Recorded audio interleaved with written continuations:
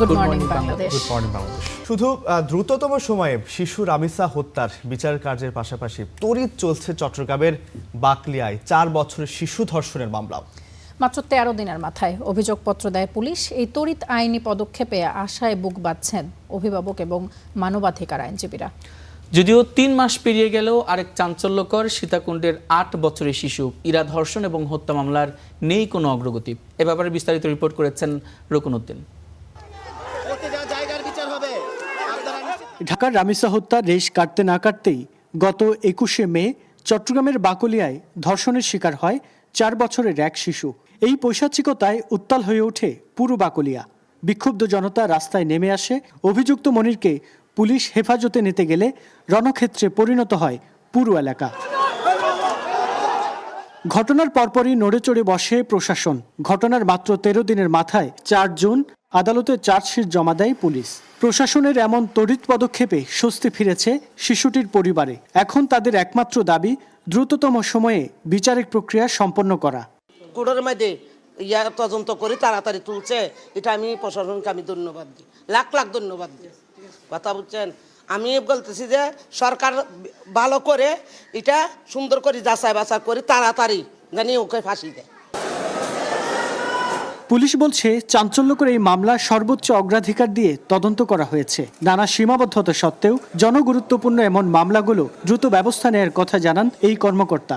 যে মামলাগুলো হয়, যে মামলাগুলি এসে আমরা চেষ্টা করি দ্রুততম সময়ের মধ্যেই এইগুলো সুষ্ঠু তদন্ত কার্য সমাপ্ত করার জন্য। আমাদের প্রত্যেকটা মামলাই পুঙ্খানুপুঙ্খভাবে সুষ্ঠু তদন্ত কার্য সমাপ্ত করার জন্য আমাদের এই টিম একান্তভাবে আপনার কাজ করছে। মানবাধিকার আইনজীবীরা বলছেন, এভাবে দ্রুত সময়ে আইনের শাসন নিশ্চিত করা গেলে বিচার বিভাগের প্রতি আস্থা বাড়ার পাশাপাশি কমবে অপরাধ প্রবণতাও।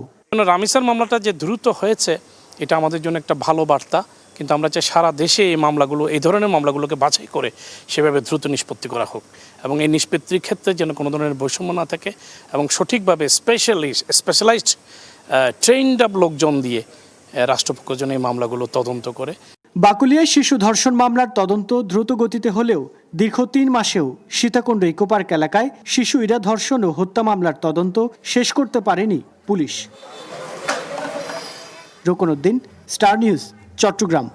একটি শিশুর জন্মের পর কত শত আশা খেলা করে বাবা মার পরে, কিন্তু স্বাধীনতার 5.5 দশক পরও কেন নিরাপত্তাহীনতায় সেই শিশু? বিশেষ করে মেয়ে শিশু নিরাপত্তায় দুশ্চিন্তায় সময় কাটে পরিবারের। এই রাষ্ট্র কবে নিরাপদ হবে শিশুসহ সব বয়সীদের জন্য? এমন প্রশ্ন কোটি মানুষের হলেও উত্তর জানা নেই কারো। ফরহাদ বিন নুরের রিপোর্ট।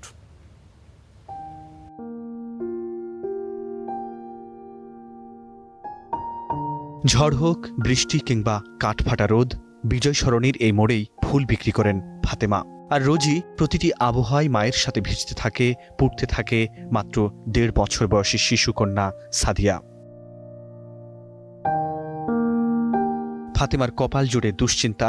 নিজে ফুলের মালা গাঁথলেও শিশুকন্যার জীবন তিনি গাঁথবেন কিভাবে? কেননা ফুলের রংটা ঠিকঠাক চিনলেও মানুষের রং যে অতটা চেনেন না। আর তাই ধীরে ধীরে বাড়ছে উদ্বেগ। বড় মেয়ে মাদ্রাসা পড়ে, এটা তো বেশি চিন্তা আমার মার কাছে থাকে, ওরাও চিন্তা করি। আবার আমার 2 সন্তান আছে, এদের জন্য তো চিন্তা করি। আমি যে দর্শন বাইরাইছে এগুলোরই তো রাহাত দেখাবো, চোখে চোখে রাহাত দরকার। আর এদিকে ধীরে ধীরে বাবার আঙুল ধরে বেড়ে উঠলেও বাবার বুকেও এখন উৎকণ্ঠা। জন্মের পর জামিলার প্রথম কান্না বাবা জামিলকে আনন্দ দিলেও সম্প্রতি রামিসার ঘটনায় শিউরে ওঠেন বারবার। তার কথায় সামাজিক অবক্ষয়ের কারণে শুধু কন্যা বড় হচ্ছে না, বড় হচ্ছে অনাকাঙ্ক্ষিত ভয়ও। মেয়ে বাচ্চাদের নিরাপত্তা কোথায়? নিরাপত্তা কে দিবে? আদৌ কি সরকার কি শিশুদের নিরাপত্তা দিতে পারবে কিনা? এভাবেই কন্যা সন্তানের বাবা মায়ের উদ্বেগ বাড়ছে ক্রমাগত। দেশে ধর্ষণের ঘটনা নতুন নয়। যেখানে রেহাই পাচ্ছে না শিশুরাও, সেখানে রাষ্ট্রকেই দায়িত্ব নেবার আর্জি বাবাদের। আর মায়েরা বলছেন, আইন কেন পারছে না কোনো দৃষ্টান্ত স্থাপন করতে? কেউ যদি অন্যায় করে আর তার যদি দৃশ্যমান কিছু শাস্তি না হয়, তাহলে আসলে সেই অন্যায়টা তার অপরাধী যারা আছে তারাও করার একটা সুযোগ থাকে। বাচ্চা নিরাপদে স্কুলে যাবে বা মাদ্রাসা যাবে, সেখান থেকে আবার নিরাপদে বাড়িতে ফিরবে, এটা আমার আশা। আজ পর্যন্ত বাংলাদেশে মেয়েদের 100% স্বাধীনতা চলাফেরা এখনো হয়ে ওঠেনি। আইনশৃঙ্খলা বাহিনীর হিসেবে দেশে ধর্ষণের ঘটনা বেড়েছে 27%। চলতি বছরের প্রথম 4 মাসেই শুধু নারী ও শিশু নির্যাতনে মামলার সংখ্যা 5,958। দেশে বিচারহীনতার সংস্কৃতিকেই এসব ঘটনার জন্য দায়ী করে অভিভাবকদের দাবি, মেয়ে সন্তানদের জন্য নিরাপদ একটি দেশের। ফরহাদ বিন নূর, স্টার নিউজ, ঢাকা। মাথার উপর ঠাঁই বলতে খোলা আকাশ, রোদে পোড়া, বৃষ্টিতে ভেজাই যেন নিয়তি, অপেক্ষা যেন এক অনিশ্চিত গন্তব্যের। শূন্যরেখায় এভাবেই মানবেতর জীবন কাটাচ্ছেন ছোট্ট থেকে বৃদ্ধ সব বয়সী মানুষ। আর সেই ভাগ্যহীত মানুষগুলোকে দেশের বিভিন্ন সীমান্ত দিয়ে পুশিনের চেষ্টায় ভারতীয় সীমান্তরক্ষী বাহিনী বিএসএফ। আর তাই সীমান্তবর্তী জেলাগুলোতে বিরাজ করছে উত্তেজনা। বিজিবির পাশাপাশি নির্ঘুম রাত পার করছেন সতর্ক গ্রামবাসী। ঠাকুরগাঁওয়ের হরিপুর মশালগাঁও বাংলাদেশ ভারত সীমান্ত। শূন্যরেখায় নারী ও শিশুসহ 11 জনের অবস্থান। অনেকটা নীরবে ছোট্ট এই দলটিকে বাংলাদেশে প্রবেশের জন্য শূন্যরেখায় ঠেলে দেয় ভারতীয় সীমান্তরক্ষী বাহিনী বিএসএফ। খবর পেয়ে 42 বিজিবির সদস্যদের কঠোর অবস্থানে ব্যর্থ হয় পুশিনের চেষ্টা। এরপর থেকেই রোদ বৃষ্টির মধ্যে খোলা আকাশের নিচেই তাদের অবস্থান। এ নিয়ে বিজিবি বিএসএফ পতাকা বৈঠক অনুষ্ঠিত হলেও মেলেনি সমাধান। দরকার বলে আমরা জীবন দেবো, তবু ভারতকে আমরা ভয় করি না। অবৈধভাবে এখানে লোক পাঠাইতে দেই নাই, আমরা এখানে বাংলাদেশে আসতে দেই নাই। আমরা কোনোদিনও বিজেপির পাশে আমরা ছাড়ি নেই আর ছাড়বো না। দেশের স্বার্থে এভাবেই নিজেদের অবস্থান জানান লালমনিরহাটের সীমান্তবর্তী এলাকার বাসিন্দা। পুশিন ঘিরে কয়েকদিন এখানকার সীমান্তে বিরাজ করছে উত্তেজনা। জেলার পাটগ্রাম, হাতিবান্ধা ও আদিতমারি সীমান্তে 33 জনকে পুশিনের চেষ্টা করে বিএসএফ। তবে আগে থেকেই বিজিবির সদস্যদের সতর্কতা ও বাড়তি টহলে ভেস্তে যায় বিএসএফের চেষ্টা। পরে জড়ো করা লোকজনকে ফিরিয়ে নিতে বাধ্য হয় ভারতীয় বাহিনী। দেশের সীমান্ত সুরক্ষায় বিজিবির সঙ্গে দিনরাত টহল দিচ্ছেন গ্রামবাসীও। দৈনন্দিন কাজ রেখে তারাও কাঁধে কাঁধ মিলিয়ে বিজিবির সঙ্গে অবস্থান নিয়েছেন সীমান্তে, যা পুশিন বা সীমান্ত অপরাধ ঠেকাতে গুরুত্বপূর্ণ ভূমিকা রাখছে। এলাকাবাসী সকাল থেকে সবাই কাজ কাম ফেলে দিয়েই মনে করেন যে দেশের স্বার্থে, সবাই দেশের প্রতি ভালোবাসার কাজ থেকেই সবাই আমরা এখানে অবস্থান করতেছি। আমাদের দেশ, আমরা শান্তিতে আছি, আমরা এইদিকে শান্তি চাই। আমরা সীমান্ত এলাকায় মানব পাচার এবং অবৈধ অনুপ্রবেশ প্রতিরোধে বিজিবি সর্বোচ্চ সতর্ক অবস্থানে রয়েছে।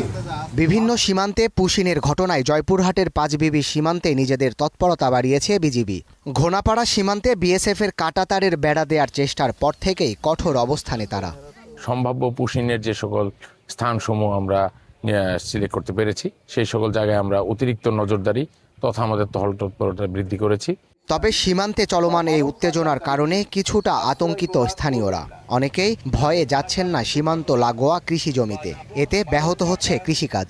একটা সবসময় আতঙ্ক বিরাজ কাজ করতেছে আমাদের মনের মধ্যে, যে বিএসএফ এরা এখান থেকে ঘিরতেছে। গ্রামবাসী খুব সতর্কতাভাবে আছে যেন ইন্ডিয়া থেকে পুশব্যাক বাংলাদেশে না দিতে পারে ওরা। পশ্চিমবঙ্গে ক্ষমতার পালাবদলের পর থেকেই আন্তর্জাতিক আইন অমান্য করে সীমান্তে কাঁটাতারের বেড়া দেয়া ও পুশিনের ঘটনা ঘুম কেড়েছে সীমান্তবর্তী বাসিন্দাদের। Sadat Shahed, Star News. মূল্যস্ফীতি ঊর্ধ্বমুখী থাকলেও প্রতিবেশী দেশগুলোর তুলনায় বাংলাদেশের করমুক্ত আয়সীমা অনেক কম। এই সীমা বাড়ানোর দাবি আছে মধ্যবিত্তদের পক্ষ থেকে, যদিও কর বিশেষজ্ঞরা মনে করেন সীমা বাড়ানোর চেয়ে কর ফাঁকি বন্ধে বেশি উদ্যোগ নিতে হবে। ন্যায্য কর নিশ্চিত করার পাশাপাশি কর দিতে সক্ষমদের আনতে হবে কর জালে। বিস্তারিত ইমতিয়াজ আহমেদের রিপোর্টে। একদিকে জ্বালানি তেল ও বিদ্যুতের দাম বৃদ্ধি এবং এর প্রভাবে বাজারে নিত্যপণ্যের দামের ঊর্ধ্বগতি, অন্যদিকে আয়কর, কেনাকাটায় ভ্যাট, যা উস্কে দিচ্ছে মূল্যস্ফীতিকে। সব মিলিয়ে মধ্যবিত্তের জীবন এখন চতুর্মুখী চাপে দিশেহারা। জীবনযাত্রার ব্যয় বাড়ায়, অধিকাংশ মধ্যবিত্তের মাস শেষ হয় কোনো সঞ্চয় ছাড়াই। এমন বাস্তবতায় নতুন সরকারের প্রথম বাজেট আসছে আগামী সপ্তাহে। বাজেটের সেই জটিল হিসাব নিকাশে নিজেদের প্রত্যাশার কতটুকু প্রতিফলন দেখতে চান মধ্যবিত্তরা? আয় বেশি তাদেরকে ট্যাক্স অবশ্যই একটু বাড়ানো উচিত, আর যাদের মধ্যবিত্ত তাদেরকে সরকার দেখানো উচিত, সরকার উচিত আরও কী কী খাতে ভর্তুকি দেওয়া যায়। প্রয়োজনীয় পণ্যগুলোর ক্ষেত্রে ব্যাটটা ছাড় দিতে পারেন। আর গভর্নমেন্ট ইচ্ছা করলে আরেকটু ছাড় দিতে পারে, আমাদেরকে একটু বেশি হয়ে যায়, একটু চাপাচাপিটা বেশি হয়ে যায়। যতই চাপাচাপি হোক তত ঘুষের হার বাড়তেছে। দুর্নীতিমুক্তভাবে দেশের টাকা দেশে থাকে এবং এটা যদি দেশের ভিতরে রোল ওভার হয় তাহলে কিন্তু আলটিমেটলি মানুষের ক্রয় ক্ষমতা বাড়বে। অন্তর্বর্তী সরকারের সময় 2026-27 ও 27-28 অর্থবছরের জন্য করমুক্ত আয়সীমা 3,75,000 টাকা নির্ধারণ করে দেয়। যদিও প্রতিবেশী ভারতে এটি 4 লাখ রুপি, যা আমাদের হিসেবে 5 লাখ টাকার উপরে। আরেক প্রতিবেশী নেপালে 5 লাখ রুপি পর্যন্ত মাত্র 1% আয়কর দিতে হয়। এদিকে পাকিস্তান ও মালয়েশিয়ায় ব্যক্তি আয়কর হার বাংলাদেশের তুলনায় সুবিধাজনক অবস্থানে রয়েছে। কর বাড়ানো কমানোর এই গাণিতিক হিসেবের মারপ্যাচে মধ্যবিত্তের স্বস্তি আসবে না বলে মনে করেন বিশেষজ্ঞরা। তাই যারা কর ফাঁকি দিচ্ছেন তাদেরকে কর জালের মধ্যে নিয়ে আসার পরামর্শ এনবিআর এর সাবেক এই চেয়ারম্যানের। এই টাকা বাড়ানো কমানোতে মধ্যবিত্তের খুব উপকার হওয়ার বা সুযোগ খুব একটা বেশি নাই। তার মূল্যস্ফীতি, তার দ্রব্যমূল্য, এগুলো তার সহনসীমার মধ্যে রাখতে পারাটা, তার একটা পারচেজিং পাওয়ার থাকাটা, হ্যাঁ, সে যেন তার হাতে যেন কিছু পয়সা থাকে যে সে জিনিস কিনতে পারে। যদি অর্থনীতিতে যদি আয় বৈষম্য যদি না কমাতে পারি তাহলে এই অর্থনীতিকে চালানো মানে যে কোনো পলিসি নেওয়া খুব কঠিন। একদিকে রাজস্ব আদায় যেমন বাড়াতে হবে, তেমনি নতুন কর আরোপ যেন মধ্যবিত্তের উপর বাড়তি চাপ তৈরি না করে, সেদিকেও সরকারকে সতর্ক থাকার পরামর্শ অর্থনীতিবিদদের। মধ্যবিত্ত এবং নিম্ন মধ্যবিত্ত যারা গত কয়েক বছরে বেশ চাপের মধ্যে ছিলেন, তাদের যাতে একটা স্বস্তিতে তারা থাকতে পারেন সেটা যাতে নিশ্চিত করা যায়, সেটাকে অগ্রাধিকার দেওয়া প্রয়োজন বলে আমার মনে হয়। সমাজে আয় বৈষম্য যেমন কমাতে হবে, তেমনি কর সংগ্রহ ও ব্যয়ের ক্ষেত্রে সরকারকে আরও বেশি স্বচ্ছতা বজায় রাখার পরামর্শ বিশেষজ্ঞদের। Imtiaz Ahmed, star news, Dhaka. আগামী দিনে সামাজিক সুরক্ষা কর্মসূচির পরিধি বাড়িয়ে দরিদ্র এবং ঝুঁকিপূর্ণ জনগোষ্ঠীকে সহায়তা দেবে সরকার। তবে অর্থনীতিবিদরা বলছেন, রাজস্ব আহরণ এবং কর্মসংস্থান বৃদ্ধিতে বড় অগ্রগতি ছাড়া ভাতা ভিত্তিক কর্মসূচির সম্প্রসারণ দীর্ঘমেয়াদে টেকসই হবে না। এই বিতর্কের মধ্যেই নতুন অর্থবছরে সামাজিক সুরক্ষা খাতে বাড়ছে বরাদ্দ এবং উপকার ভোগের সংখ্যাও, যেখানে নতুন করে ব্যয় বাড়বে প্রায় 15,000 কোটি টাকা। মুন্নাফ রশিদের প্রতিবেদন। বেসরকারি গবেষণা সংস্থা পিপিআরসির হিসেবে দেশে দারিদ্র্যের হার এখন প্রায় 28%। একই সময়ে অতি দারিদ্র্যের হার 9.35%। এসব মানুষকে সুরক্ষা দিতে কর্মসূচি পরিচালনা করে আসছে সরকার। নির্বাচনী প্রতিশ্রুতি অনুযায়ী এসব দরিদ্র মানুষদের জন্য নতুন অর্থবছরে বিএনপি সরকার 5টি নতুন কর্মসূচি হাতে নিতে যাচ্ছে, যেখানে সব মিলিয়ে খরচ হবে 14,777 কোটি টাকা। সবচেয়ে আলোচিত কর্মসূচি ফ্যামিলি ও কৃষক কার্ডের আওতায় 2026-27 অর্থবছরে উপকারভোগীর সংখ্যা ধরা হয়েছে প্রায় 83 লাখ। এ দুই কর্মসূচির পেছনে ব্যয় হবে প্রায় 13,500 কোটি টাকা। এসব কর্মসূচির জন্য অতিরিক্ত ব্যয় সরকারের আর্থিক চাপ বাড়াতে পারে বলে মত অর্থনীতিবিদদের। এটা একটা রাজনৈতিক সরকারের বাজেট, এটা আমাদের মনে রাখতে হবে, এবং সুতরাং তাদের যে ম্যান্ডেট নিয়ে তারা এসেছেন সে ম্যান্ডেটটা বাস্তবায়নের একটা চাপ তাদের থাকবে এবং সেটা তারা চেষ্টা করবেন। এটা কিন্তু খুবই স্বাভাবিক। কথাটা হলো যে এগুলোকে আমরা সাশ্রয়ীভাবে বাস্তবায়ন করতে পারি কিনা। নতুন অর্থবছরে প্রথমবারের মতো জুলাই গণঅভ্যুত্থানের শহীদ পরিবার ও আহতদের জন্য সম্মানী ভাতায় ব্যয় ধরা হয়েছে 237 কোটি টাকা। এছাড়া বিভিন্ন ধর্মীয় প্রতিষ্ঠানের ইমাম, পুরোহিত সহ ভাতা বাবদ ব্যয় হবে 1082 কোটি টাকা। এছাড়া কর্মহীন শ্রমিকদের জন্য বরাদ্দ 22 কোটি টাকা। এর আওতায় প্রত্যেকে 5,000 টাকা করে সহায়তা পাবেন। এসব কর্মসূচির সম্প্রসারণের পাশাপাশি কর্মসংস্থান তৈরি, বিনিয়োগ বৃদ্ধি জরুরি বলে মনে করেন অর্থনীতিবিদরা। কেবলমাত্র টাকা ইকোনমিতে ইনজেক্ট করি, কিন্তু এটার বিপরীতে বিনিয়োগ, ব্যবসা বাণিজ্য এগুলো যদি প্রণোদিত না হয় তখন এটা মূল্যস্ফীতিতে একটা উস্কে দিতে পারে। সুতরাং সেদিক থেকে আমাদের অবশ্যই সাবধানতার দরকার আছে, কিন্তু সামগ্রিকভাবে বাজেটের বাস্তবায়নের উপরে নির্ভর করবে এটা কি মূল্যস্ফীতিকে উস্কে দিবে নাকি এটাকে মূল্যস্ফীতি কিছুটা নামিয়ে আনার ক্ষেত্রে একটা ইতিবাচক ভূমিকা রাখবে। এটা বাস্তবায়নের উপর নির্ভর করবে। এছাড়া দীর্ঘদিন বন্ধ থাকা ভিজিএফ কর্মসূচি নতুন করে চালু করার পাশাপাশি চলমান কর্মসূচিগুলোর জন্য আগামী অর্থবছরে বরাদ্দ বাড়িয়েছে সরকার। নতুন বাজেটে সামাজিক সুরক্ষা কর্মসূচির পরিধি বৃদ্ধি করা হলেও এ খাতে বরাদ্দের বাস্তবায়ন নিয়ে প্রশ্ন তুলছেন অনেক অর্থনীতিবিদ। তাদের মতে নতুন নতুন ভাতা কর্মসূচি চালুর চেয়ে কর্মসংস্থান বৃদ্ধি এবং উৎপাদনশীল খাতে বিনিয়োগ বেশি জরুরি। Munnaf Rashid, star news, Dhaka. দর্শক, সীমান্তবর্তী জেলাগুলোতে বর্তমান পরিস্থিতি জানতে পঞ্চগড়ের বড়বাড়ি প্রধানপাড়া থেকে যুক্ত হব আবু সালে রায়হানের সঙ্গে এবং জয়পুরহাটের পাঁচবিবি সীমান্ত থেকে যুক্ত হব আব্দুল্লাহ আল মামুনের সঙ্গে। আপনাদের দুজনকেই শুভ সকাল। শুরুতেই রায়হানের কাছে জানতে চাই সীমান্তের সবশেষ পরিস্থিতি কি এবং স্থানীয় যে এলাকাবাসী রয়েছেন তারা আসলে কতটুকু তৎপর রয়েছেন পুশিন ঠেকাতে।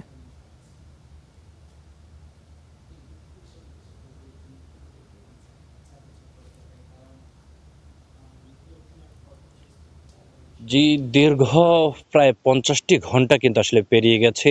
এখন পর্যন্ত পঞ্চগড়ের বড়বাড়ি প্রধানপাড়া সীমান্ত এলাকা দিয়ে পুঁজি নেওয়া 10 জনের ব্যাপারে এখনো কোনো সিদ্ধান্তে পৌঁছাতে পারেনি বিজিবি এবং বিএসএফ এর ঊর্ধ্বতন কর্তারা।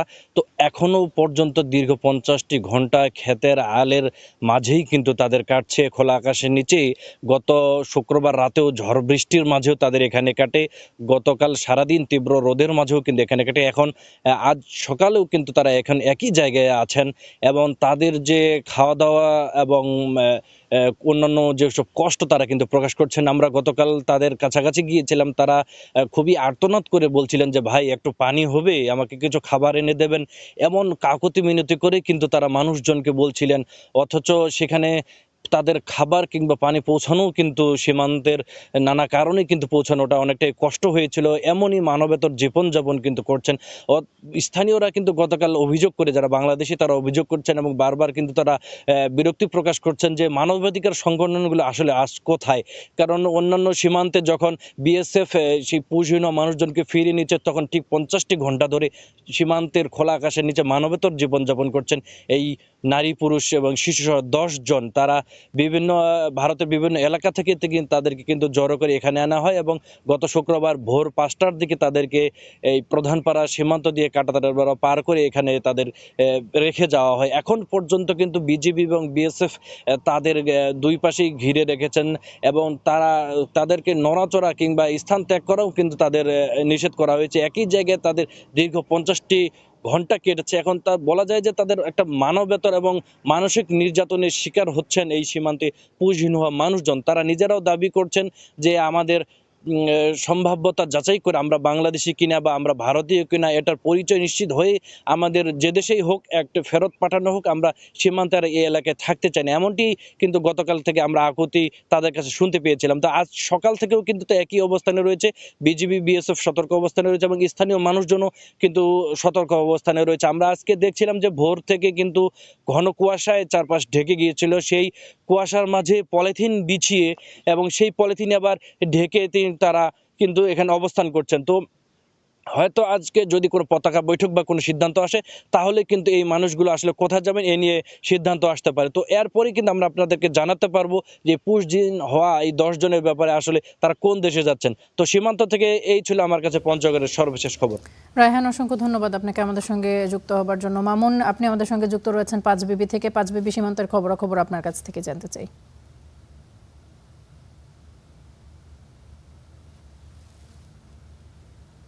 তামান্না, শুভ সকাল। আমরা শুনছিলাম পঞ্চগড়ের যে পুশিন হয়ে আসা মানুষগুলোর যে মানবতর জীবনের কথা, সেটি একটি নিঃসন্দেহে কষ্টের বিষয়। তবে আমি জয়পুরহাটের কথা যদি একটু বলি, জয়পুরহাটে কিন্তু দুটি বিজিবির ব্যাটালিয়নের পক্ষ থেকে 26 কিলোমিটার যে সীমান্ত রয়েছে সেই সীমান্তগুলো দেখভাল করা হয়।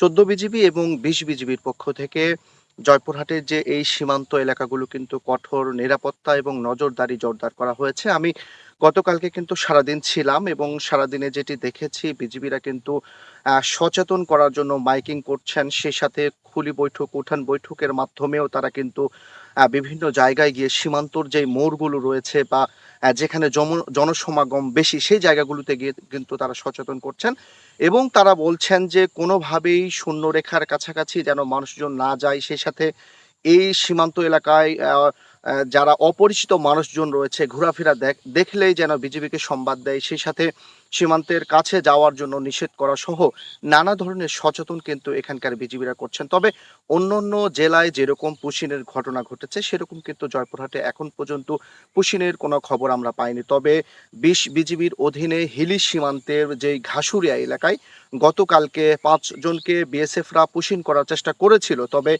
সেটি বিজিবির কঠোর তৎপরতা এবং স্থানীয়দের সহযোগিতায় সেটি কিন্তু তারা করতে পারেনি। তবে এখন পর্যন্ত জয়পুরহাটের যে 14 এবং 20 বিজিবির অধীনে যে সীমান্তগুলো রয়েছে সেটি কিন্তু খুবই ভালো রয়েছে, স্বাভাবিক রয়েছে। তবে আমরা সারাদিন থাকবো, কোথাও কোনো ঘটনা ঘটলে আমরা কিন্তু আপনার মাধ্যমে স্টার নিউজের মাধ্যমে কিন্তু আমরা দর্শকদেরকে জানানোর চেষ্টা করব। তো তামান্না, এখন পর্যন্ত এই পাঁচবিবি বা জয়পুরহাট সীমান্তের সর্বশেষ খবরাখবর এই পর্যন্তই আমার কাছে ছিল।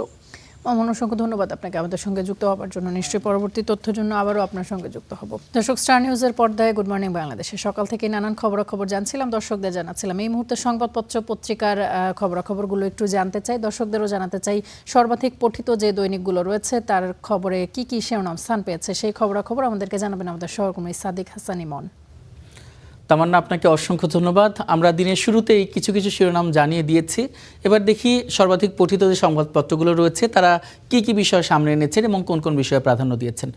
প্রথমেই আমার হাতে রয়েছে সর্বাধিক পঠিত একটি পত্রিকা, দৈনিক পত্রিকা প্রথম আলো।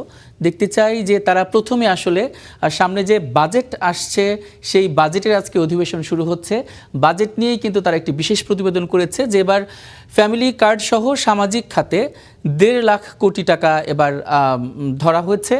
আগে সেটি আগের বছর ছিল 1,16,000 কোটি টাকা, কিন্তু এবার কিন্তু সেটা 1.5 লাখ কোটি টাকা ছাড়িয়ে যাবে, এরকম একটা কথা বলা হচ্ছে। একটু দেখতে চাই যে আসলে ফ্যামিলি কার্ড, বয়স্ক ভাতা, কৃষক কার্ড এসব এবং অন্যান্য খাতেও কিন্তু জুড়ে দেওয়া হচ্ছে এবং এসব খাতে অর্থায়ন কিন্তু বাড়ানো হচ্ছে। একটু দেখে নেই যে যুক্ত হচ্ছে নতুন নতুন কর্মসূচি, বয়স্ক ভাতা সহ কিছু কর্মসূচিতে উপকারভোগী বাড়ানো হচ্ছে আর বাড়ছে ভাতার পরিমাণও। এটা 2026-27 বাজেটের ব্যাপারে বলা হচ্ছে। আর একটি ফ্যামিলি কার্ড, আগামী অর্থ বছরে ফ্যামিলি কার্ড পাবেন 41 লাখ মানুষ এবং প্রত্যেকটি পরিবার কিন্তু 2500 টাকা করে পাবেন। আরেকটি ব্যাপার হচ্ছে ব্যয় হবে 12,374 কোটি টাকা।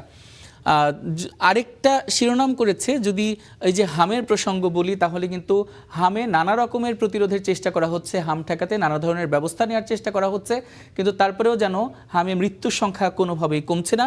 একটি ছবি আমরা দেখতে পাচ্ছি, 6 বছর বয়সী আয়েশা হামের উপসর্গ নিয়ে রাজধানীর ডিএনসিসি ডেডিকেটেড কোভিড-19 হসপিটালে ভর্তি হওয়ার অপেক্ষায় রয়েছে। যাত্রাবাড়ির ধোলাইপাড় এলাকা থেকে পরিবারের সঙ্গে এসেছে শিশুটি।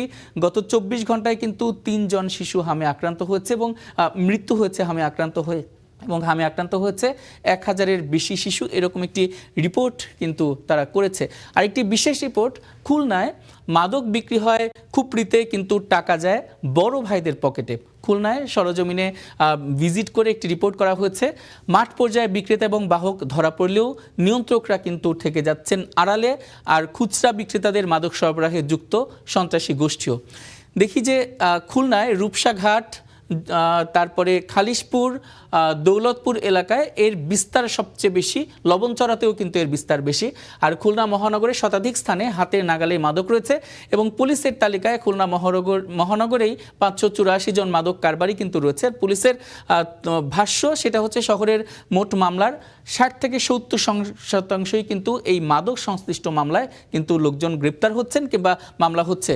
আর এই যে সন্ত্রাসী গোষ্ঠীগুলোর অর্থনৈতিক ভিত্তি হয়ে উঠছে এই মাদক, এই ব্যাপারে তারা রিপোর্ট করেছেন। আরেকটি যদি আমরা দেখতে চাই যে গতকাল কিন্তু আমরা দেখেছিলাম যে গতকাল কিন্তু বাংলাদেশের হ্যাট্রিক করার সুযোগ ছিল ভারতের বিপক্ষে জওহরলাল নেহেরু স্টেডিয়ামে, কিন্তু সেখানে কিন্তু বাংলাদেশের আসলে জয় হয়নি। বাংলাদেশের কিন্তু 3 বার জয় হওয়ার স্বপ্ন ছিল, কিন্তু হ্যাট্রিক আসলে হলো না।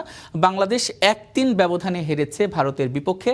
বাংলাদেশ 59 মিনিটে একটি গোল করেছিল 2-1 ব্যবধানে, তখন একটু উত্তেজনা ছিল, তারপরে ভারত কিন্তু জেতার জন্য মরিয়া হয়েছিল, তারপরে কিন্তু সময় গ্রহণের সাথে সাথে 3-1 ব্যবধান কিন্তু হয়ে গিয়েছিল। আরেকটা হচ্ছে আইন শৃঙ্খলা নিয়ে কঠোর বার্তা, বাজেট ঘিরে ধৈর্যের আহ্বান প্রধানমন্ত্রীর। এটা হচ্ছে সামাজিক যোগাযোগ মাধ্যমে কিন্তু বিভিন্ন কিছু বলা হচ্ছে, সেগুলোই আসলে ধৈর্যের, সেগুলো ঘিরে আসলে প্রধানমন্ত্রীর এরকম একটি মন্তব্য। একটু দেখে আসি যে বিএনপি সংসদীয় দলের সভা, আজ জাতীয় সংসদে 2026-27 অর্থ বছরের বাজেট অধিবেশন শুরু হচ্ছে। আর এর আগে গতকাল সংসদীয় দলের সভা হয়েছে এবং এই বাজেট ঘিরে উস্কানি এবং সামাজিক যোগাযোগ মাধ্যমের বিভ্রান্তি মোকাবেলায় ধৈর্য ধরনের আহ্বান কিন্তু প্রধানমন্ত্রী দিয়েছেন। আর আইন শৃঙ্খলা পরিস্থিতি নিয়ন্ত্রণে শিগগিরই সারা দেশে অভিযান চালানোর কথা জানিয়েছেন স্বরাষ্ট্রমন্ত্রী। আর নারী সংসদ সদস্যদের আসন ভিত্তিক দায়িত্ব বন্টন করা হবে। শিক্ষা, স্বাস্থ্য এবং এনসিটি নিয়েও কিন্তু আলোচনা হয়েছে সেই সভায়। আরেকটি রিপোর্ট হচ্ছে, যদি বলি কিন্তু এই যে যদি বলি দরজায় করা নাড়ছে আসলে ফিফা ওয়ার্ল্ড কাপ, সেখানে কিন্তু অর্থনীতিবিদদের একটি পূর্বাভাস রয়েছে।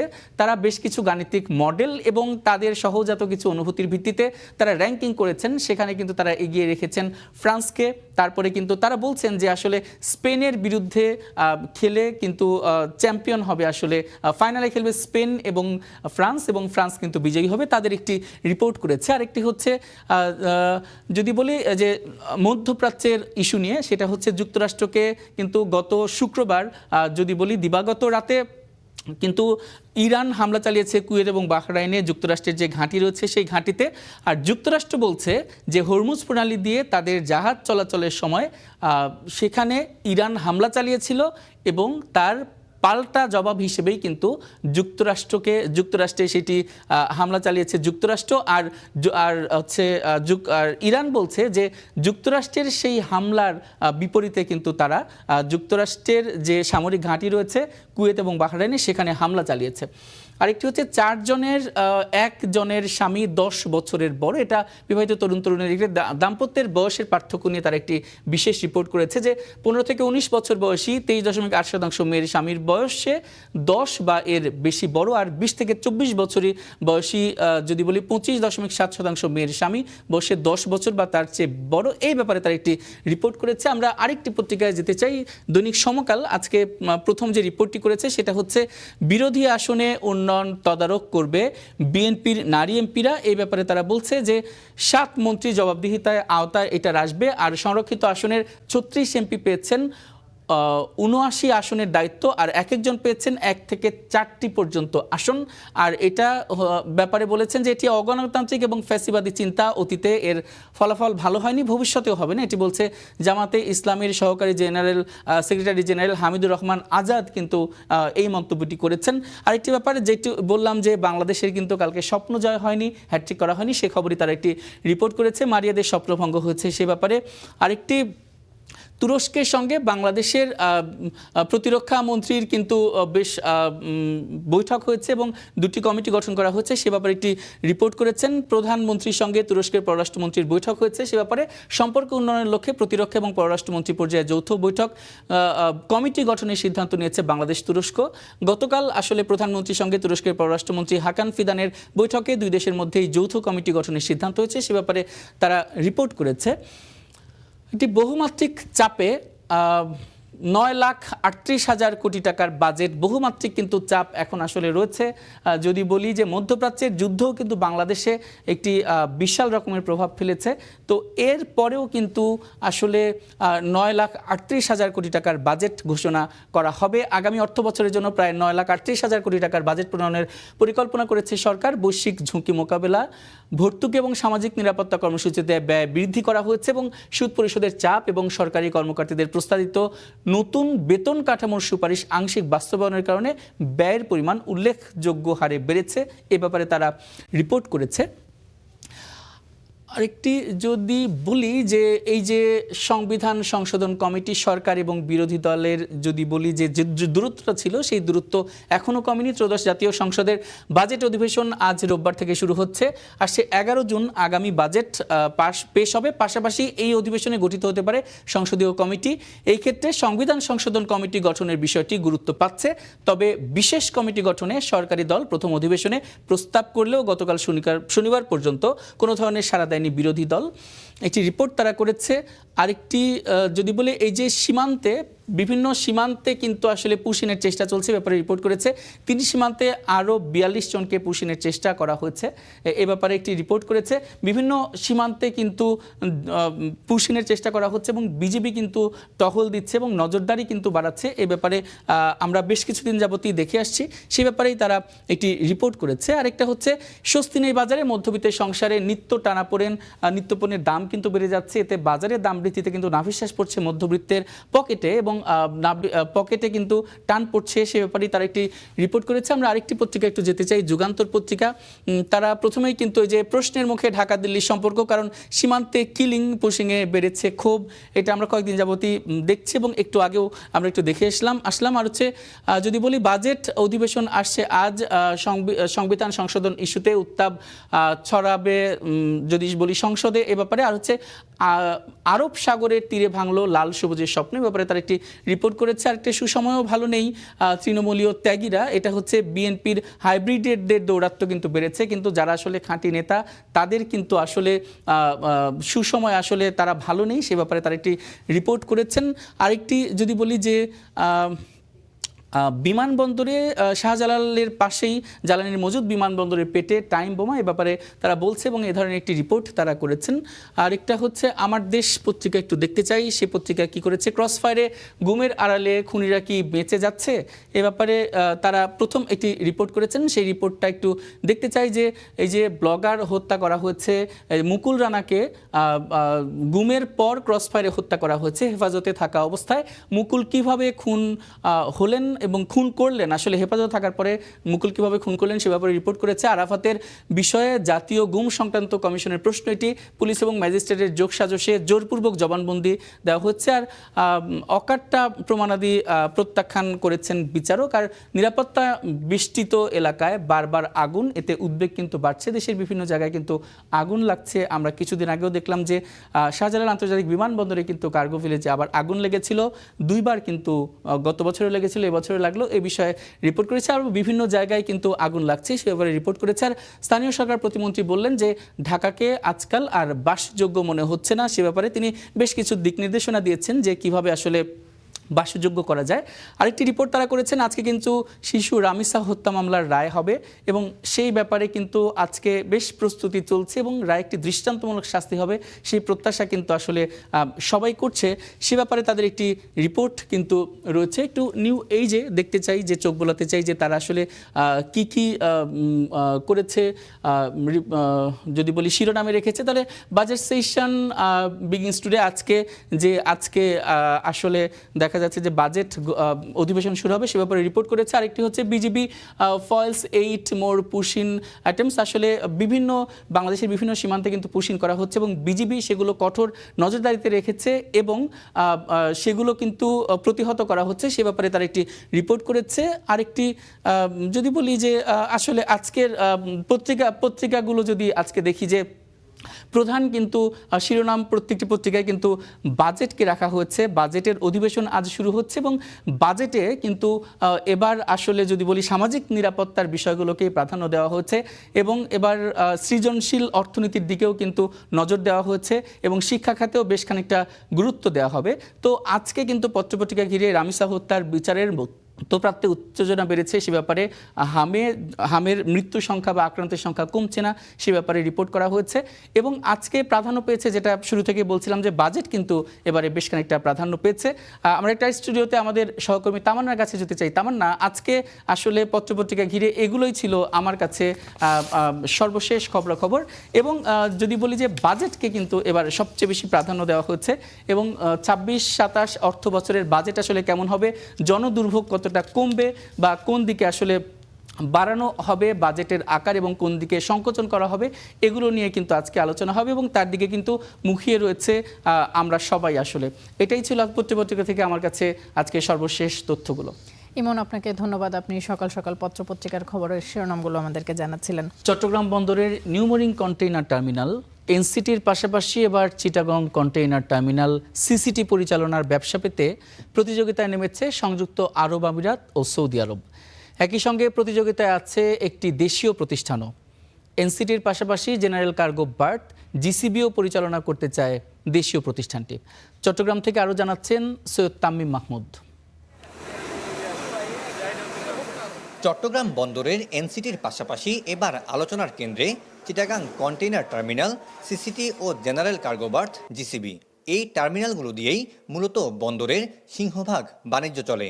তাই এই দুই টার্মিনালে বিনিয়োগে আসতে চায় সংযুক্ত আরব আমিরাতের ডিপি ওয়ার্ল্ড ও সৌদি আরবের রেড সি গেটওয়ে।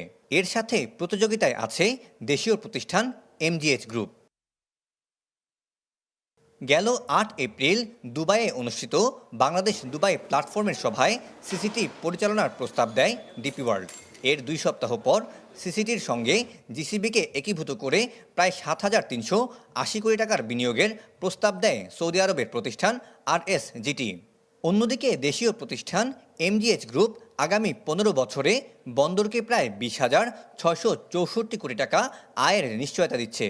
এছাড়াও স্থানীয় ১২টি বার্থ অপারেটরের জোট জিসিবি আধুনিকায়নে প্রায় ৭,৬৪৯ কোটি ৪০ লাখ টাকা বিনিয়োগের প্রস্তাব দেয়। চট্টগ্রাম বন্দরের জন্য এবং বন্দরের যে সমস্ত উন্নয়ন পরিকল্পনা আছে, এখানে বিদেশি বিনিয়োগ আসা আমাদের দেশের জন্যই আমরা মনে করি ভালো। এটাকে আমরা যতটা পজিটিভলি ইউজ করতে পারবো আমাদের উন্নয়নের জন্য। এদিকে এনসিটি পরিচালনায় ডিপি ওয়ার্ল্ড যেখানে প্রতি কন্টেনার হ্যান্ডলিংয়ে বন্দরকে ৯৩.৫০ সেন্ট ও ৯৭.৫০ সেন্ট দেওয়ার প্রস্তাব দিয়েছে, সেখানে এমজিএইচ এর চেয়ে $৪ বাড়িয়ে প্রস্তাব দিয়েছে। আমরা এনসিটি নিয়েও একটা প্রপোজাল জমা দিছি। পার টিউ আমি প্রায় $৪ বেশি অফার করছি, $৪ থেকে $৮, ৯০ থেকে $১০৫ পর্যন্ত চিটাগং পোর্ট দিলে চিটাগং পোর্ট লাভজনক থাকে। আমরা সেখানে $98 দিছি। বিশেষজ্ঞরা বলছেন তাৎক্ষণিক লাভের পাশাপাশি দীর্ঘমেয়াদী বিনিয়োগ এড়াতেই সচল টার্মিনালে নজর তাদের। অন্যান্য অপারেটর, গ্লোবাল অপারেটররা, আমাদের বে টার্মিনালে সুযোগ রয়েছে, অন্যান্য জায়গায় সুযোগ আছে, তারা কিন্তু এইখানে ইনভেস্ট করার জন্য আগ্রহ প্রকাশ করছে এবং এইটা মূলত কম খরচে বেশি আপ করার উদ্দেশ্যে এই কাজ করছে, কারণ এখানে তো ইনভেস্টমেন্ট আছে। সো এখানে অল্প ইনভেস্ট করে যাতে দ্রুত আয় করা যায়, এই রকম প্রবণতা থেকে আমার কাছে মনে হচ্ছে এই কাজ করা হচ্ছে। তবে বন্দর পরিচালনার ভার বিদেশিদের দেওয়ার বিরোধিতা অব্যাহত রেখেছে বন্দরের শ্রমিক কর্মচারীরা। Syed Tamim Mahmud, star news, Chattogram. তিস্তা মহাপরিকল্পনা বাস্তবায়নে নতুন করে আলোচনায় সরকার। দীর্ঘদিন ধরে ঝুলে থাকা এই প্রকল্প বাস্তবায়নে এবারে বিশেষজ্ঞ টিম গঠনের নির্দেশ দিয়েছেন প্রধানমন্ত্রী তারেক রহমান। অন্যদিকে দ্রুত প্রকল্প বাস্তবায়নের দাবিতে মাঠে সরব উত্তরাঞ্চলের মানুষ। রংপুরে সংহতি সভা করে নিজস্ব অর্থায়নে তিস্তা মহাপরিকল্পনা বাস্তবায়নের আহ্বান জানিয়েছে তিস্তা বাঁচাও নদী বাঁচাও সংগ্রাম পরিষদ। বর্ষায় বন্যা আর শুষ্ক মৌসুমে খরা, তার বিরূপ প্রভাব তিস্তাপাড়ের জনপদে। তাই নদীপাড়ের মানুষের দীর্ঘদিনের দাবি তিস্তা মহাপরিকল্পনা বাস্তবায়নের। তবে আশ্বাসেই রয়ে গেছে সব বন্দী। গত বৃহস্পতিবার এই তিস্তা ইস্যুতে বৈঠক হয়। অংশ নেন পানি সম্পদ মন্ত্রণালয়ের মন্ত্রী, প্রতিমন্ত্রী সহ আরও অনেকে। ছিলেন প্রধানমন্ত্রী তারেক রহমান। বৈঠকে প্রকল্পের বিভিন্ন দিক পর্যালোচনার পাশাপাশি দ্রুত বাস্তবায়নের বিষয়ে হয় আলোচনা। এই সময়টায় আমরা খুব দ্রুততার মধ্যে করতে চাচ্ছি। মাননীয় প্রধানমন্ত্রী তাগিদ দিয়েছেন, জনস্বার্থে যার দরকার তিস্তা পাড়ের যারা বসবাস করেন তাদের জন্য, দেশের জন্য, সেটিকে আমরা প্রায়োরিটি দিচ্ছি। সরকারি এই উদ্যোগের মধ্যেই রংপুরে সংহতি সভা করেছে তিস্তা বাঁচাও নদী বাঁচাও সংগ্রাম পরিষদ। সংগঠনের নেতারা বলছেন, বিদেশি অর্থায়নের অপেক্ষায় না থেকে নিজস্ব সক্ষমতায় প্রকল্প বাস্তবায়ন সম্ভব। অর্থের জন্য চীনের কাছেও চাই না, আমেরিকা চাই না, ভারত চাই না, ভিক্ষা চাই না। আমরা নিজস্ব অর্থায়নে তিস্তা মহাপরিকল্পনা বাস্তবায়ন করা সম্ভব। রংপুরের এই তিস্তার দাবি যদি এই বাজেটে না থাকে, বাজেট হওয়ার 7 দিনের মধ্যে, এই জুন মাসের মধ্যে রংপুর থেকে কিচ্ছু যাবে না। ব্যবসায়ী নেতারা মনে করেন, মহাপরিকল্পনা বাস্তবায়ন হলে বদলে যাবে রংপুর অঞ্চলের অর্থনৈতিক চিত্র, ভাগ্য বদলাবে স্থানীয়দের। এই অঞ্চলে মানুষের যাতায়াত বাড়বে, এই অঞ্চল ট্যুরিজম হয়ে উঠবে, এই অঞ্চল অনেক দেশের বৈদেশিক মুদ্রা যারা ব্যবহার করে তাদের এখানে আনাগোনা বাড়বে। বাজেটে বরাদ্দ ও বাস্তবায়নের রোডম্যাপ ঘোষণার দিকেই তাকিয়ে আছেন তিস্তাপাড়ের মানুষ। Desk report, star news. এই মুহূর্তে একটু আমরা ওয়েদার এবং ট্রাফিকের আপডেট জানতে চাই। আজকে সপ্তাহের প্রথম দিন, এই দিনে একটু যানজট রাস্তায় দেখা যায়। যারা অফিসগামী রয়েছেন তারা কোন রাস্তা ব্যবহার করবেন এবং কোন রাস্তা এড়িয়ে চলবেন সেই খবরাখবর আমাদেরকে জানাবেন আমাদের সহকর্মী সাদিক হাসান ইমন। এবং সেই সাথে সময় অসময়ে বৃষ্টি হয়, সময় অসময়ে রৌদ্রোজ্জ্বল আবহাওয়া থাকে, দিনের কোন সময় কীরকম আবহাওয়া থাকবে সেটিও একটু আমাদের দর্শকদেরকে জানাবেন ইমন। তামান্না, আপনাকে অসংখ্য ধন্যবাদ। দিনের শুরুতে যদি আজকে ট্রাফিক কেমন থাকবে এবং আবহাওয়া কেমন থাকবে এই ব্যাপারটা যদি একজন মানুষ জেনে নেয় তাহলে তার সারাদিনের পরিকল্পনা সাজানো বেশ সহজ হয়ে যায়। তারই একটি ক্ষুদ্র প্রয়াস আমাদের রয়েছে। আমরা এখন আসলে আজকে সারাদিন কেমন আবহাওয়া থাকবে এবং ট্রাফিক কেমন থাকবে, এই মুহূর্তে আসলে ট্রাফিক কেমন আছে সেই ব্যাপারগুলো কিন্তু আজকে আমরা জানিয়ে দেব। আজকে এই মুহূর্তে দেখতে পাচ্ছি, যদি বলি যে তাপমাত্রা এই মুহূর্তে কিন্তু তাপমাত্রা 87 ডিগ্রি সেলসিয়াস এবং বৃষ্টির যদি বলি ফিল লাইক এখন আসলে যদি অনুভূত তাপমাত্রা কিন্তু 31 ডিগ্রি সেলসিয়াস রয়েছে। এবং আজকের এখন পর্যন্ত বায়ুর গুণগত মান কিন্তু এখন পর্যন্ত বেশ ভালো নেই, সেটাই কিন্তু আইকিউইআরের তথ্য বলছে। আজকে সারাদিন কেমন থাকবে একটু দেখি, তাপমাত্রা কেমন থাকবে, বৃষ্টির সম্ভাবনা কেমন থাকবে। 9টায় কিন্তু তাপমাত্রা থাকবে 29 ডিগ্রি সেলসিয়াস এবং বৃষ্টির সম্ভাবনা কিন্তু 49%, মানে বৃষ্টি হতেও পারে নাও পারে এরকম একটি সম্ভাবনা কিন্তু রয়েছে। কিন্তু 10টা বেলা গড়ালে 10টায় কিন্তু তাপমাত্রা 30 ডিগ্রি সেলসিয়াস, সেই সাথে বৃষ্টির সম্ভাবনা কিন্তু 60%, অর্থাৎ বৃষ্টি হতে পারে সেই পাল্লায় কিন্তু 10টায় বেশি দেখা যাবে এবং সেই সম্ভাবনা কিন্তু কমে যাবে 11টায়। 31 ডিগ্রি সেলসিয়াস তাপমাত্রা থাকবে এবং বৃষ্টির সম্ভাবনা থাকবে 49%। তারপরে 12টায় কিন্তু তাপমাত্রা একই রকম থাকবে 31 ডিগ্রি সেলসিয়াস এবং বৃষ্টির সম্ভাবনা 44% থাকবে। 1টায় তাপমাত্রা কিছুটা বাড়বে, 32 ডিগ্রি সেলসিয়াস তাপমাত্রা হবে এবং বৃষ্টির সম্ভাবনা কিন্তু সেই সাথে সাথে খানিকটা কমবে, 34 ডিগ্রি সেলসিয়াস বৃষ্টির সম্ভাবনা থাকবে। 2টা এবং 3টায় তাপমাত্রা কিন্তু থাকবে 33 ডিগ্রি সেলসিয়াস এবং বৃষ্টির সম্ভাবনা কিন্তু যথাক্রমে 2টায় 34 ডিগ্রি সেলসিয়াস এবং বৃষ্টির সম্ভাবনা 34% এবং 3টায় বৃষ্টির সম্ভাবনা 37% থাকবে। বৃষ্টির সম্ভাবনা কিন্তু তারপরে একটু বেড়ে যাবে, 4টায় বৃষ্টির সম্ভাবনা 43% রয়েছে, 5টায় বৃষ্টির সম্ভাবনা কিন্তু 47% রয়েছে, 6টায় গিয়ে বৃষ্টির সম্ভাবনা একটু বেড়ে গিয়ে 51% হবে এবং 7টায় সন্ধ্যায় কিন্তু বৃষ্টির সম্ভাবনা 48% থাকবে। এবং এই যে আজকে কিন্তু সর্বোচ্চ ঢাকায় তাপমাত্রা কিন্তু 2টা এবং 3টাতে সর্বোচ্চ তাপমাত্রা থাকবে 33 ডিগ্রি সেলসিয়াস, আর তারপরে 4টা থেকে কিন্তু তাপমাত্রা কিছুটা নামতে শুরু করবে 32, 31, 30 করে। এবার একটু দেখি যে এই মুহূর্তে আসলে কোন শহরগুলোর যদি বলি কোন শহরগুলো এই মুহূর্তে সবচেয়ে ভালো জলবায়ুতে আছে এবং কোন শহরগুলোর জলবায়ু এই মুহূর্তে সবচেয়ে খারাপ, যদি বলি মানে বায়ুর মান, তাহলে আসলে বায়ুর মানের ভিত্তিতে কোন শহরগুলো, বায়ুর মানের খারাপের ভিত্তিতে কোন শহরগুলো এগিয়ে আছে সেটি আমরা প্রথমে জেনে নেই। প্রথমেই কিন্তু রয়েছে কঙ্গোর একটি রাজধানী কিনশাসা, যার বায়ু দূষণ মান এখন 186।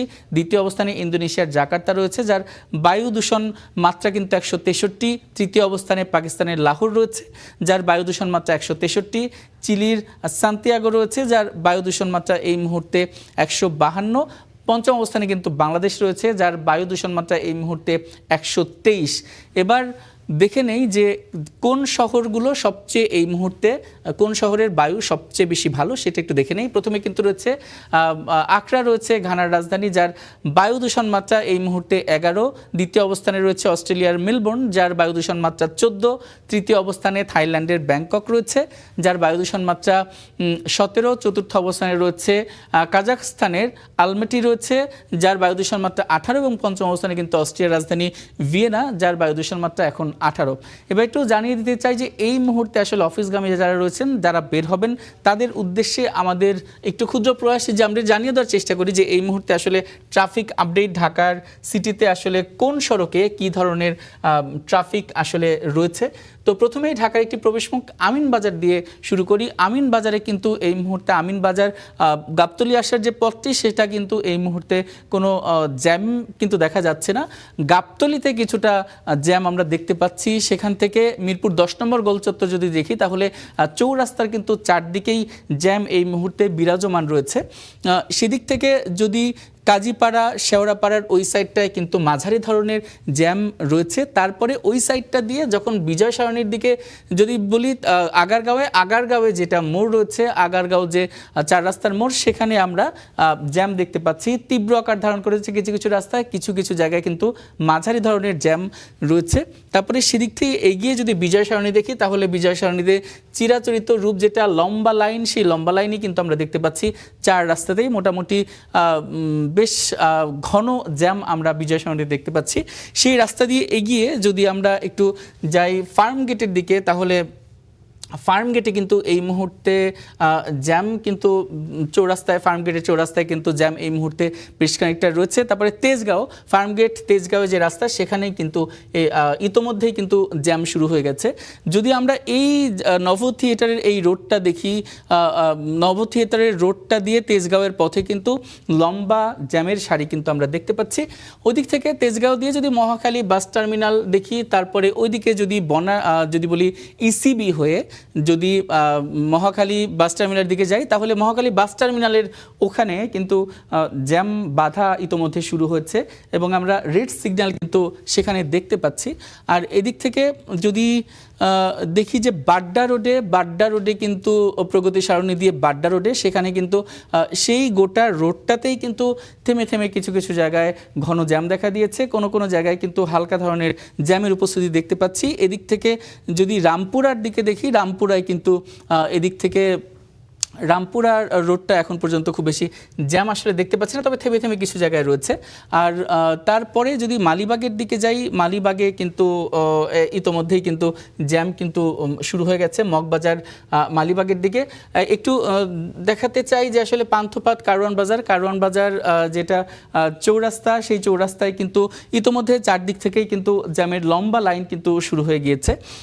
এদিক থেকে যদি শাহবাগ দেখি, তাহলে শাহবাগেও কিন্তু এই মুহূর্তে শাহবাগের চৌরাস্তায় কিন্তু অনেক জ্যাম দেখতে পাচ্ছি। তারপর ইন্টারকন্টিনেন্টালের সামনে শাহবাগের সেই রোডটা যে 3 রাস্তার মোড় রয়েছে, সেই 3 রাস্তাতেও কিন্তু এই মুহূর্তে জ্যাম দেখতে পাচ্ছি। কাকরাইলে কিন্তু জ্যাম বাড়তে শুরু করেছে, শিল্পকলার সামনে সেখানেও কিন্তু জ্যাম বাড়তে শুরু করেছে, বায়তুল মোকাররমের সামনেও কিন্তু জ্যাম বাড়তে শুরু করেছে। মতিঝিল অফিসিয়াল এরিয়া, মতিঝিলে কিন্তু চৌরাস্তায় এখন অন্যান্য চৌরাস্তায় যেরকম ঘন জ্যাম আমরা এই মুহূর্তে দেখতে পেয়েছি, কিন্তু মতিঝিলের চৌরাস্তায় কিন্তু এই মুহূর্তে খুব একটা জ্যাম কিন্তু দেখা যাচ্ছে না। ওদিক থেকে যদি আমরা ঢাকার আরেকটি প্রবেশ মুখ যাই, যদি এদিক থেকে একটু দেখি যে সায়দাবাদ বাস স্ট্যান্ডের ওখানে কিন্তু বেশ খানিকটা কোথাও জ্যাম দেখতে পাচ্ছি, আর কোথাও কিন্তু জ্যাম বাধা ইতোমধ্যে শুরু হয়নি, তবে থেমে থেমে কিছু কিছু জায়গায় কিন্তু মাঝারি ধরনের জ্যাম রয়েছে।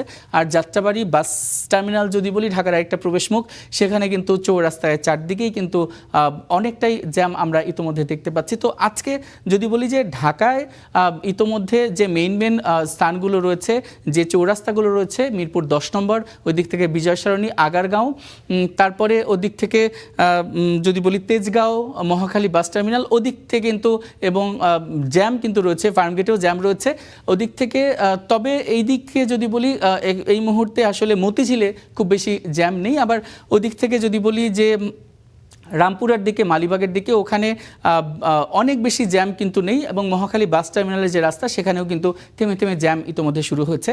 আর এই মুহূর্তে ঢাকার কিন্তু আবহাওয়াটা যতই হোক আইকিউআরের তথ্যের ভিত্তিতে আবহাওয়াটা গুণগত মান খারাপ হলেও কিন্তু আজকের সারাদিনে যেহেতু সর্বোচ্চ তাপমাত্রা 33 ডিগ্রি সেলসিয়াস থাকবে এবং বৃষ্টি হওয়ার সম্ভাবনা রয়েছে, মেঘলা আকাশ থাকবে, তো ঢাকায় কিন্তু আজকের যে অতি গরম, সেই গরম কিন্তু আজকে হবে না। আজকে কিন্তু সহনীয় মাত্রার তাপমাত্রা থাকবে বলেই আমরা দেখতে পেলাম যে আবহাওয়ার যে আপডেট সেখানে।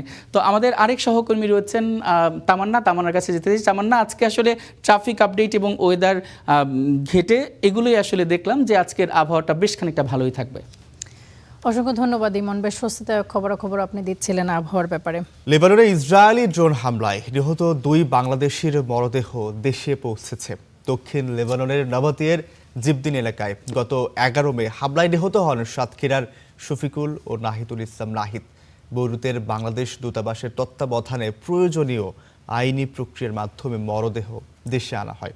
নিহতদের পরিবারের কাছে মরদেহ হস্তান্তর করেন পররাষ্ট্র প্রতিমন্ত্রী শামা উবায়েদ। আমি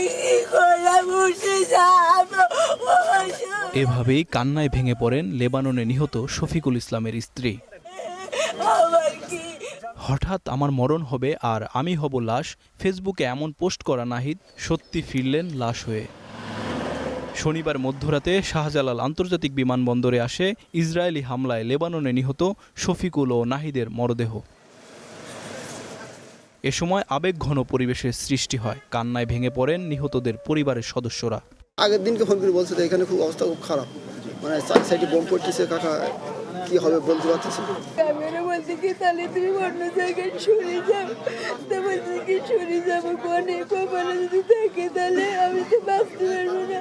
মরদেহ হস্তান্তর করেন পররাষ্ট্র প্রতিমন্ত্রী শামা উবায়েদ। এ সময় তিনি নিহত পরিবারের সদস্যদের সমবেদনা জানান এবং নিহত দুই প্রবাসীর পরিবারের পাশে থাকার আশ্বাসও দেন। এ সময় পররাষ্ট্র প্রতিমন্ত্রী জানান, মরদেহ পরিবহনের ব্যয় ছাড়াও নিহতদের পরিবারকে মোট 13 লাখ টাকা আর্থিক সহায়তা দেওয়া হবে। লাশটা পরিবহনের জন্য, দাফন কাফনের জন্য আমরা অনুদান দেওয়া হয় সরকার থেকে 35,000 এবং বিশেষ অনুদান 50,000 টাকা দেওয়া হচ্ছে। এবং যেহেতু ওনারা রেজিস্টার্ড বিএমইটি কার্ড আছে, সকল ওনাদের তথ্য আছে, ওনারা 3 লাখ এবং 10 লাখ 13 লাখ টাকা করে ওনারা পরবর্তীতে পাবে। এই দুটো পরিবারের পাশে আমরা আছি, সব সময় থাকবো। লেবানন সহ বিভিন্ন দেশে অবস্থানরত বাংলাদেশিদের নিরাপত্তা ও প্রয়োজনীয় সহায়তা নিশ্চিত করতে সরকার ও সংশ্লিষ্ট মন্ত্রণালয় কাজ করে যাচ্ছে বলেও জানান শামা উবায়েদ।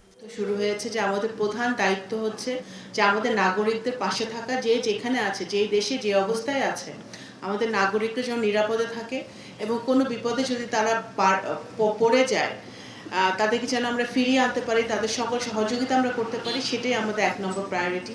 এবং সেটাই প্রবাসী কল্যাণ মন্ত্রণালয় এবং পররাষ্ট্র মন্ত্রণালয় নিরলসভাবে কাজ করে যাচ্ছে।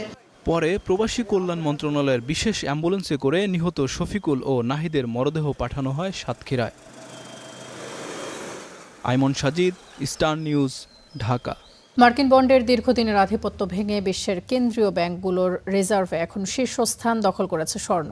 ভূ রাজনৈতিক উত্তেজনা এবং আমেরিকার ক্রমবর্ধমান ঋণের বোঝার কারণে নিরাপদ আশ্রয় হিসেবে স্বর্ণের রিজার্ভ 1 লাফে বেড়ে 27% পৌঁছেছে, যেখানে মার্কিন বন্ড নেমেছে 22%। দীর্ঘদিন ধরে বিশ্বের সবচেয়ে নিরাপদ বিনিয়োগের মাধ্যম হিসেবে পরিচিত মার্কিন সরকারি বন্ড বা ট্রেজারি বন্ডের আধিপত্যে এবার বড় ধাক্কা লেগেছে।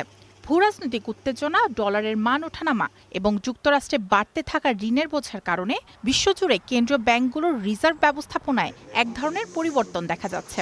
নিরাপদ হিসেবে পরিচিত মার্কিন বন্ডের জায়গা দখল করে এখন কেন্দ্রীয় ব্যাংকগুলোর সবচেয়ে পছন্দের বিনিয়োগ হয়ে উঠছে স্বর্ণ। ইতিহাসে প্রথমবারের মতো বৈশ্বিক কেন্দ্রীয় ব্যাংকগুলোর রিজার্ভে স্বর্ণের অংশ বেড়ে 27% পৌঁছেছে, যা 1 বছর আগেও ছিল 20%। বিপরীতে মার্কিন ট্রেজারি বন্ডের অংশ গত বছরে 25% থেকে নেমে এসেছে 22%। গেল 1 বছরে আন্তর্জাতিক বাজারে 1 আউন্স স্বর্ণের দাম 30% ওপরে বেড়েছে, ডলার হিসাব করলে যা $1,000 ওপরে। ফলে কেন্দ্রীয় ব্যাংকগুলোর হাতে মজুদ থাকা স্বর্ণের মূল্য অনেক বেড়ে গেছে। তবে শুধু লাভের জন্য নয়, বরং বিশ্বজুড়ে চলমান বাণিজ্য যুদ্ধ, সামরিক সংঘাত ও বিভিন্ন আন্তর্জাতিক নিষেধাজ্ঞার মতো তীব্র ভূরাজনৈতিক ঝুঁকি থেকে নিজেদের অর্থনীতিকে বাঁচাতেই ব্যাংকগুলো স্বর্ণ ধরে রাখতে চাইছে বলে মনে করছেন বিশ্লেষকরা। কারণ স্বর্ণের বাজার মূল্যে কোনো নির্দিষ্ট দেশ বা সরকারের ওপর নির্ভর করে না। অন্যদিকে মার্কিন বন্ডের প্রতি বিনিয়োগকারীদের আগ্রহ কমার পেছনের সবচেয়ে বড় কারণ হয়ে দাঁড়িয়েছে যুক্তরাষ্ট্রের নিজস্ব আর্থিক সংকট। দেশটির ঋণ ও জিডিপির অনুপাত 100% ঘর পেরিয়ে বর্তমানে 120% ওপরে চলে গেছে, যা দীর্ঘমেয়াদে মার্কিন বন্ডের নিরাপত্তা নিয়ে বড় প্রশ্ন তৈরি করছে। মার্কিন ফেডারেল রিজার্ভের তথ্য অনুযায়ী বিভিন্ন দেশের কেন্দ্রীয় ব্যাংকের কাছে থাকা মার্কিন বন্ডের মূল্য প্রায় $8,200 কোটি কমে $2.7 ট্রিলিয়ন নেমে এসেছে, যা 2012 সালের পর সর্বনিম্ন। এদিকে ব্লুমবার্গ ইকোনমিক্স দাবি করছে, ভারতের কেন্দ্রীয় ব্যাংক রুপির সুরক্ষায় মাত্র 2 সপ্তাহের ব্যবধানে রিজার্ভ থেকে প্রায় $12 বিলিয়ন মূল্যের স্বর্ণ বিক্রি করছে। যদিও রিজার্ভ ব্যাংক অফ ইন্ডিয়া এই খবরকে সম্পূর্ণ ভিত্তিহীন বলে উড়িয়ে দিয়েছে। মায়াশিকা রহমান, স্টার নিউজ। দর্শক, আমরা একটু বাজারের পরিস্থিতি জানতে চাই। সবজির দরদাম ও সরবরাহের খবর জানাতে মানিকগঞ্জের ঝিটকা বাজার থেকে যুক্ত হচ্ছেন আমাদের সহকর্মী মাহিতুল ইসলাম মাহি। আমরা মাহির সাথে এখন যুক্ত হব। মাহি, শুভ সকাল আপনাকে। আপনার সাথে একটু জানতে চাই যে সবজির দাম কি বেড়েছে কিনা, এবং সেই সাথে আরেকটি বিষয় জানতে চাই যে ক্রেতা বিক্রেতাদের মধ্যে প্রতিক্রিয়া কেমন দেখছেন, কি বলছেন তারা?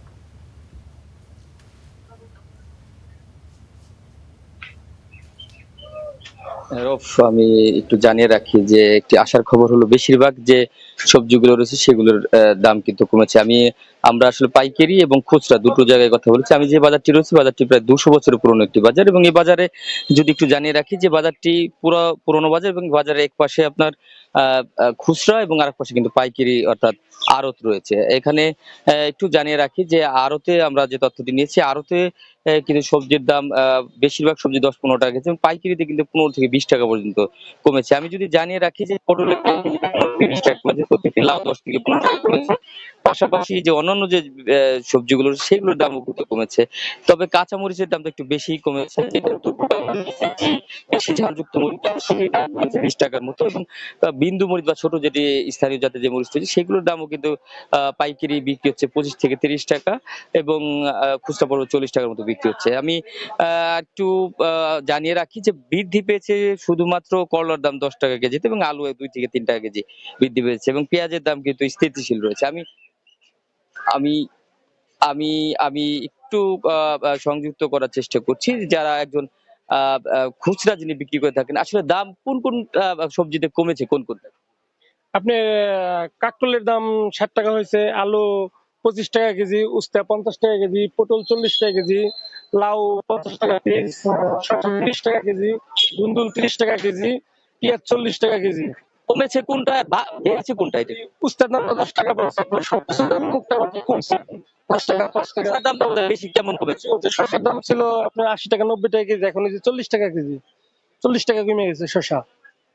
আমি যেমনটি জানাচ্ছিলাম যে বাজার রয়েছে, সে বাজারে কিন্তু বেশিরভাগই, আমাকে একজন খুচরা বিক্রেতা যিনি রয়েছেন তিনি কিন্তু জানাচ্ছিলেন যে বাজারে বেশিরভাগ যে সবজিগুলো রয়েছে সেগুলোর দাম কিন্তু বেশিরভাগই কিন্তু কমেছে। বিশেষ করে শসার দামটি কিন্তু 40 থেকে 50 টাকা প্রতি কেজিতে কমেছে, এবং পেঁয়াজের যে বিষয়টি জানাচ্ছিলাম, এবং আদা সহ যে নিত্য প্রয়োজনীয় যে জিনিসগুলো আছে সেগুলোর দামও কিন্তু যথেষ্ট পরিমাণ কমেছে। আর এই ঝিটকা বাজারের আরেকটি তথ্য আপনাদের একটু জানিয়ে রাখি যে এই বাজারটিতে কয়েকটি, মানে ঘিওর উপজেলার একটি ইউনিয়ন এবং শিবালয় উপজেলার 2টি ইউনিয়ন, এবং হরিরামপুর উপজেলার 4টি ইউনিয়নের যে স্থানীয় যে কৃষকগুলো রয়েছে তারা কিন্তু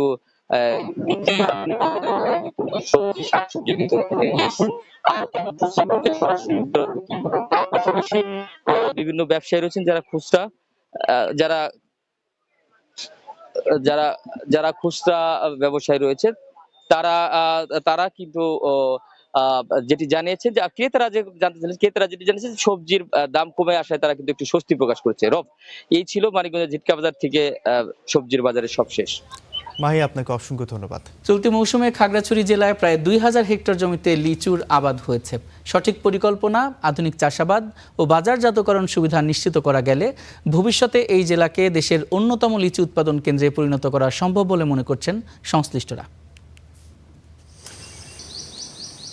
পাহাড়ে শুরু হয়েছে মৌসুমি ফলের প্রাণবন্ত উৎসব, আর সেই উৎসবের শুরু হয়েছে সুস্বাদু ও রসালো লিচুর হাত ধরে। খাগড়াছড়ি জেলার অধিকাংশ বাড়ির আঙিনায় গড়ে উঠেছে অসংখ্য লিচু বাগান। অনুকূল আবহাওয়া এবং নিয়মিত পরিচর্যায় দেখা মিলেছে থোকায় থোকায় ঝুলে থাকা কয়েক জাতের লিচু, যার মাঝে চায়না 2, চায়না 3 ও বোম্বাই জাতের লিচুর সংখ্যাই বেশি। অনুকূল পরিবেশের কারণে এবার ফলন প্রত্যাশার চেয়েও বেশি হয়েছে। চাষিদের মুখে তাই স্বস্তি ও আনন্দের হাসি। লেবার শ্রমিক সমস্ত খরচ বাদ দিয়ে বাৎসরিক 2 লক্ষ টাকা হইতে 3 লক্ষ টাকা টিকে। এই বছর ইনশাআল্লাহ বড় বেশি লাভবান থাকার সম্ভাবনা বেশি। বাগান থেকে সংগ্রহ করা লিচু নেওয়া হয় পাহাড়ের হাট বাজারে। ফলের আড়তে চলছে লিচুর জমজমাট বেচাকেনা। খাগড়াছড়ির লিচুগুলো সব জায়গায় চাহিদা বেশি, কিন্তু পোকা নাই, মিষ্টি বেশি, সুস্বাদু বেশি।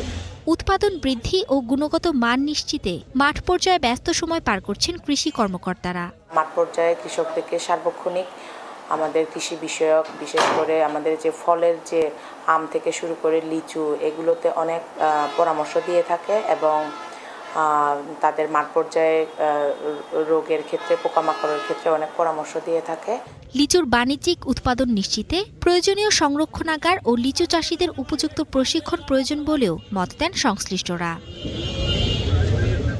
Desk report, star news.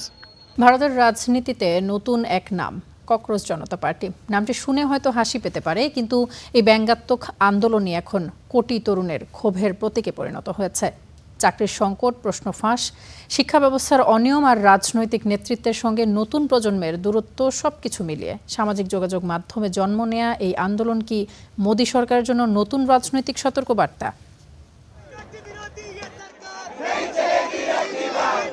মাত্র কয়েক সপ্তাহ আগে যাত্রা শুরু, কিন্তু এরই মধ্যে ইনস্টাগ্রামে 2 কোটির বেশি অনুসারী। ভারতের ক্ষমতাসীন বিজেপির বিভাজনের রাজনীতির বিরুদ্ধে রীতিমতো চ্যালেঞ্জ ছুড়ে দিয়েছে ককরোচ জনতা পার্টি। শুরুতে দলটিকে অনলাইন ব্যঙ্গাত্মক প্ল্যাটফর্ম বলে মনে করা হলেও ক্রমশ তারা ভারতের রাজনৈতিক অঙ্গনের দখল নিতে যাচ্ছে, যার শুরুটা হয়েছে কোটি তরুণের প্রাণের দাবি শিক্ষা ব্যবস্থা নিয়ে। এই আন্দোলনের কেন্দ্রে রয়েছে বেকারত্ব, প্রশ্ন ফাঁস ও শিক্ষা ব্যবস্থার সংকট। বিশ্বের দ্রুততম বর্ধনশীল অর্থনীতির দেশগুলোর একটি হলো ভারত। তবে লাখো তরুণ মনে করছেন তাদের জন্য পর্যাপ্ত সুযোগ তৈরি হচ্ছে না। সমাজে ধনী গরিবের ব্যবধান বাড়ছে, যোগ্যতা থাকার পরও তরুণরা বঞ্চিত হচ্ছে, যা নতুন প্রজন্মের মধ্যে ক্ষোভের জন্ম দিচ্ছে। দেশের শিক্ষা ব্যবস্থা পরিচালনায় সরকারের ব্যর্থতার বিরুদ্ধে আমরা এখানে প্রতিবাদ জানাতে এসেছি। নিট ইউজি, কুয়েট, ইউপিএসসি ও এসএসসি জিডি সহ বিভিন্ন পরীক্ষার অনিয়মে 1 কোটির বেশি শিক্ষার্থী ক্ষতিগ্রস্ত হয়েছে। আমরা এর জবাবদিহিতা চাই এবং শিক্ষামন্ত্রী ধর্মেন্দ্র প্রধানের পদত্যাগ চাই। আন্দোলনকারীদের দাবি শুধু শিক্ষামন্ত্রীর পদত্যাগ নয়, শিক্ষা খাতে অনিয়মের জন্য দায়ীদের বিরুদ্ধেও কঠোর ব্যবস্থা নিতে হবে। আমার প্রত্যাশা প্রথমত শিক্ষামন্ত্রী পদত্যাগ করবেন এবং তারপর দেশের শিক্ষা ব্যবস্থায় ব্যাপক সংস্কার আসবে।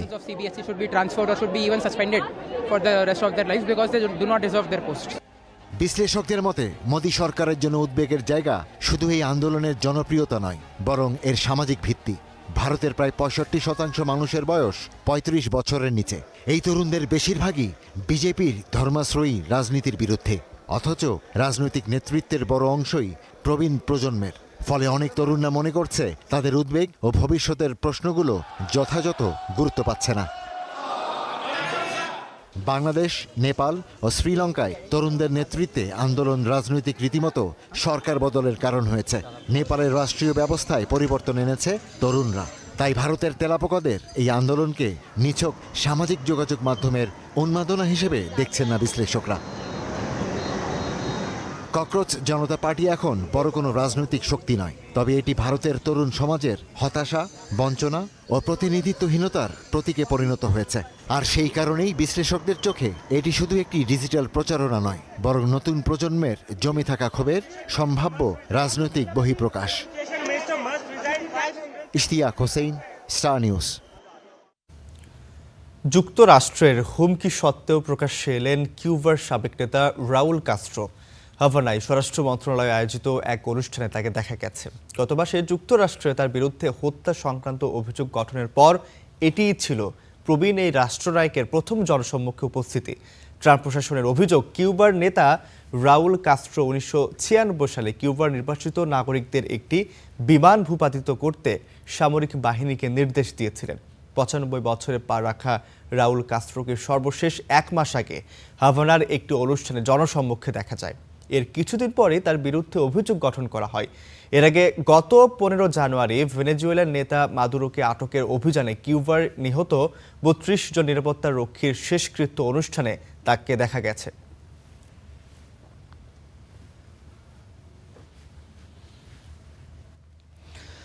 দক্ষিণ আফ্রিকার কেপ প্রদেশে অভিবাসী বিরোধী বিক্ষোভ বেড়ে যাওয়ায় বিদেশিদের মধ্যে নিরাপত্তা নিয়ে উদ্বেগ তৈরি হয়েছে।